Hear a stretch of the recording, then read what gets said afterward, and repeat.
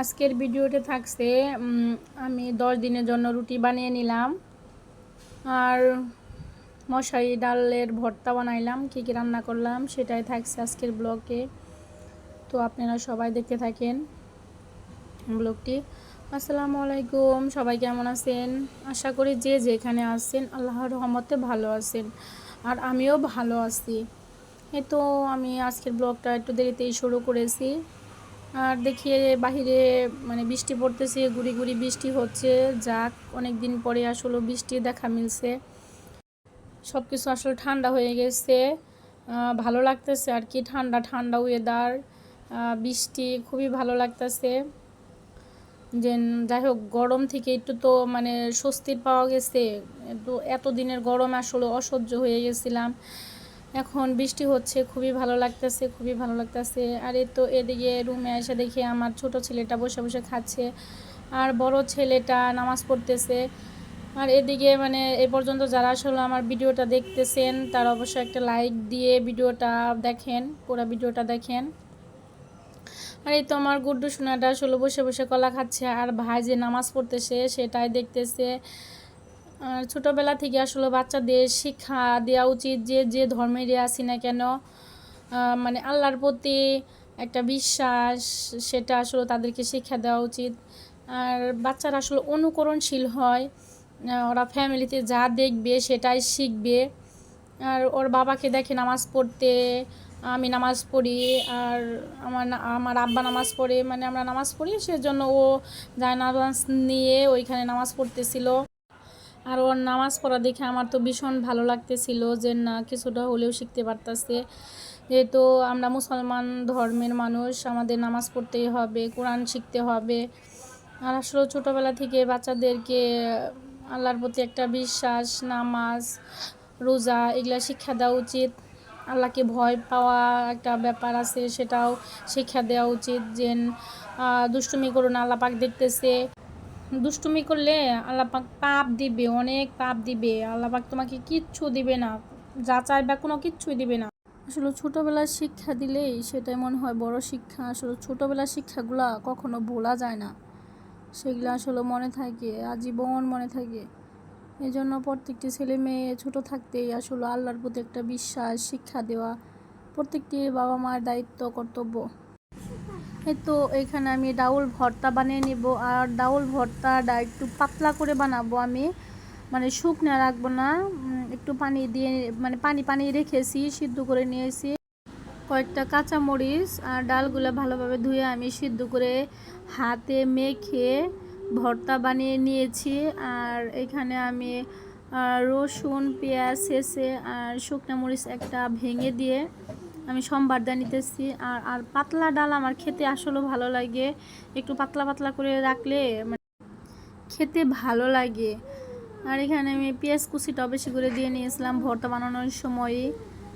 আর একটু বলক আনিয়ে নিলাম, সাথে একটু হলুদ দিয়েছিলাম। এই তো আমার হয়ে গেছে, ডালটা হয়ে গেছে। আরও কি কি রান্না করলাম সেটাও দেখাচ্ছি আপনাদেরকে। আর আজকের ওয়েদারটা যেহেতু ভালো, ভাবতেছিলাম যে কয়েকটা রুটি বানিয়ে নিব। আর মেয়েটার স্কুলও এখন পর্যন্ত খুলে নাই, মেয়েটার স্কুলও বন্ধ। আর এখানে আমি রান্না করলাম ডাল ভর্তা বানাইছি, আর ডিম দিয়ে আলু দিয়ে রান্না করছি, আর কিছুটা শাক ছিল, আর সেই শাকটা আমি রান্না করে নিয়েছি। আজকে সারাদিন এটাতে চলে যাবে।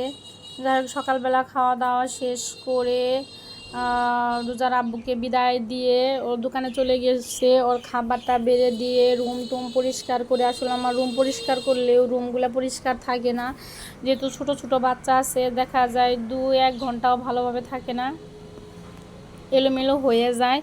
তার জন্য আমাকে আসলে বারে বারে রুমটা গুছাইতে হয়, রুম পরিষ্কার করতে হয়। আসলে এলোমেলো থাকাও যায় না এত ছোটো ছোটো বাচ্চা নিয়ে। যতটুকু পারি আসলে গুছগাছ করে থাকার চেষ্টা করি। আর এ তো আমি রুটি বানানোর জন্য আসছি। আসলে প্রতিদিন আমাকে রুটি বানাইতে হয় সকালবেলা, যেহেতু যার আব্বুর ডায়াবেটিস আছে, রুটি খাইতে হয় এজন্য। আর মেয়েকেও দেই রুটি। আর এখানে আমি গরম পানি দিয়ে নিয়েছিলাম। আমি অনেকগুলো রুটি আজকে বানিয়ে নিব। গরম পানি অনেকক্ষণ ধরে গরম পানিটা ভালোভাবে ফুটে নিয়েছে। এই তো আটা আমি খুলে নিতেছিলাম। আর আজকে একটু ভালো লাগতেছিল, কারণ ওয়েদারটা খুবই ঠান্ডা। এজন্য ভাবছি যে রুটি বসে বসে বানিয়ে নেই, এতটা গরম লাগবে না। মেয়েটার স্কুল বন্ধ আর বাবুকে রাখতে পারবো, এই জন্য আর ঠান্ডার দিন আছে, সব মিলিয়ে আজকে রুটি বানাইতে আসছি। আর আজকে আমি প্রথম রুটি বানাইতেছি না, আরও অনেক দিন আমি রুটি বানিয়েছি। আর এই তো আটাগুলো একদম নরম হয়ে গেছে, আর আমি এখানে ঢেলে নিয়েছি। আর এটাকে গরম অবস্থা আমি মতে নিব, খুব ভালোভাবে মতে নিব। এটার মধ্যে তেল দিয়ে নিয়েছিলাম, লবণ দিয়ে নিয়েছিলাম।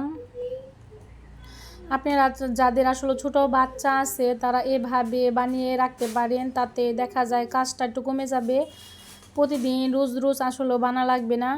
আমি আজকে প্রথম বানাইতেছি না, আমি আরও কয়েকবার করে বানিয়ে রাখছি, তাতে ভালোই। আর আটা মানে রুটিগুলো খুবই সুন্দর হয়, নরম হয়, সফট হয়, আর খেতেও ভালো লাগে, আর ফুলে অনেক সুন্দর ফুলে। তো আমি আটাগুলো অনেকক্ষণ ভরে আসলে করে নিয়েছি, মতে নিয়েছি, হাত দিয়ে ডুলে ডুলে মতে নিয়েছি, গরম অবস্থায় মতে নিয়েছি। আর যাদের ঘরে ছোট বাচ্চা আছে কিংবা ছোট বাবুরা আছে, যে স্কুলে যাইতে হয়, বাচ্চাদের নিয়ে স্কুলে বসে থাকতে হয়, তারা আসলে আগে থেকে রুটি বানিয়ে রাখতে পারেন, তাতে ভালোই সময়টা একটু বেঁচে যায় অন্তত। এর জন্য আমার একটু কষ্ট হলে যায় একাত্র, মানে একটু কষ্ট হয়, একাত্র অনেকগুলো রুটি বানানো একটু কষ্ট হয়, তারপরেও সময়টা অন্তত বেঁচে যায়, অনেকটা সময় বেঁচে যায়, যে প্রতিদিন আর রুটি বানানোর যে একটা ঝামেলা সেটা অন্তত থাকে না। যাদের ঘরে ডায়াবেটিসের রুগী আছে তাদের তো রুটি বানাইতেই হয়, খেতেই হয়, রুটি ছাড়া চলেই না।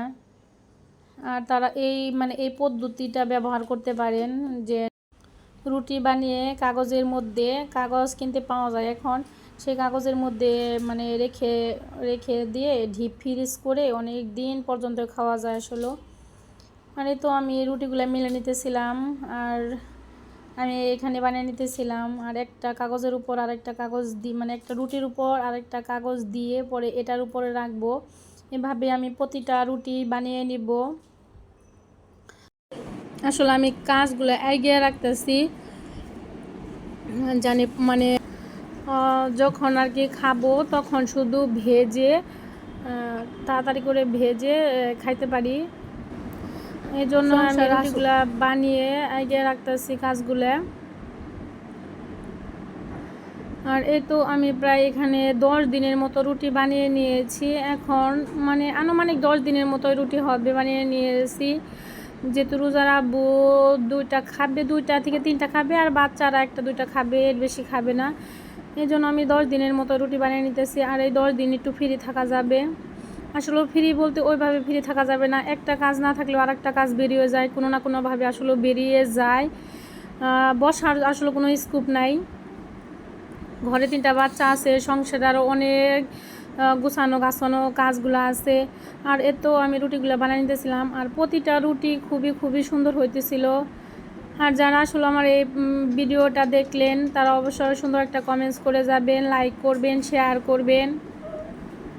আর তারপরের দিন আমি রুটিগুলো ভাজতেছিলাম, আর রুটিগুলো এত সুন্দর ফুলতেছিল, অনেক সুন্দর ফুলতেছিল। আপনারা চাইলে এভাবে আসলে বানিয়ে রাখতে পারেন, যাদের ঘরে ছোট ছোট বাচ্চা আছে, যারা যে মায়েরা স্কুলে যায়। তো সবাই ভালো থাকবেন, আল্লাহ হাফেজ।